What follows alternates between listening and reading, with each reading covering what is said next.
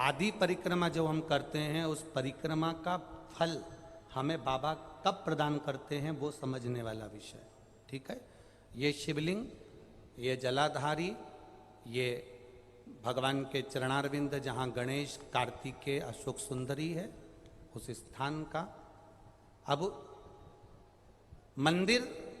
मंदिर के बीच में गर्भगृह में ये शिवलिंग रखा है। हम जब परिक्रमा चालू करते हैं तो यहाँ से यूं गए और यहीं से हम वापस आ गए, वापस हम यहीं से आ गए। शंकर की परिक्रमा पूर्ण कब मानी गई? आधी परिक्रमा को पूर्ण कब कहा गया? शिव की परिक्रमा को हम पूर्ण कैसे मान सकते हैं? हम कहते हैं, हमारे शास्त्र कहते हैं कि शंकर की 3 परिक्रमा करो, या भगवान की 3 परिक्रमा करो, या देवता की 3 परिक्रमा करो। परिक्रमा का फल कब मिलता?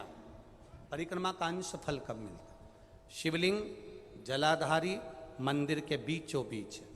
जब मंदिर के बीचों बीच है, नंदी बाहर है, आपने परिक्रमा करना प्रारंभ करा, पूजन करने के बाद यहाँ तक गए, यहाँ से पानी बहता है, जल बहता है, तो हम इसको लांघते नहीं है। नहीं लांघते ना, इसको लांघते नहीं है। जब हम परिक्रमा करने के लिए यहाँ तक जब पहुँचते हैं, पहुँचने के बाद यहीं से थोड़ा सा पीछे हटकर हमको शंकर के शिवलिंग के वहीं से खड़े होकर नंदी का दर्शन करना चाहिए। जब हम परिक्रमा कर कर वापिस लौटते हैं, नंदी का इस शिवलिंग के सम्मुख से जब बाहर बैठे नंदी का हम दर्शन करते हैं और वापिस अपनी जगह पर आकर खड़े होते हैं, तब हमारी परिक्रमा एक पूरी मान ली जाती है और उसका फल हमें प्राप्त होता है।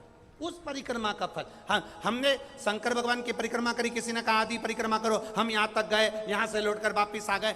उस परिक्रमा करते समय हमने नंदी का दर्शन एक बार भी नहीं करा। अगर नंदी का दर्शन नहीं करा तो उस परिक्रमा का कोई फल हमें प्राप्त नहीं हो सकता।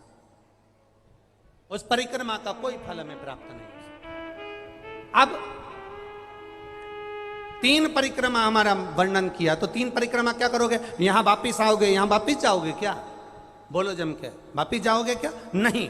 3 परिक्रमा शंकर भगवान की जो वर्णन करी गई, यहां से चले, यहां पहुंचे, पहुंचने के बाद आपने यहां शिव जी का शिवलिंग के वहीं से नंदी का दर्शन करा, फिर वापिस पलटे, फिर नंदी का दर्शन करा, फिर पलटे, फिर नंदी का दर्शन करा।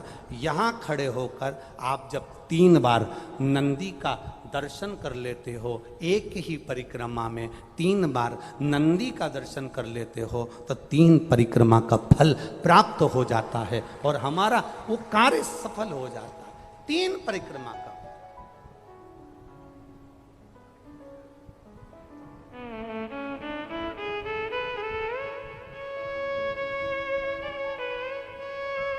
तीन परिक्रमा का फल हमें प्राप्त। शिव के जितने गण हैं, भगवान शंकर के जितने अंश अवतार हैं, रुद्र के जितने अंश अवतार हैं, भगवान शिव के जितने अंश अवतार हैं, उनकी परिक्रमा का क्रम, उनकी परिक्रमा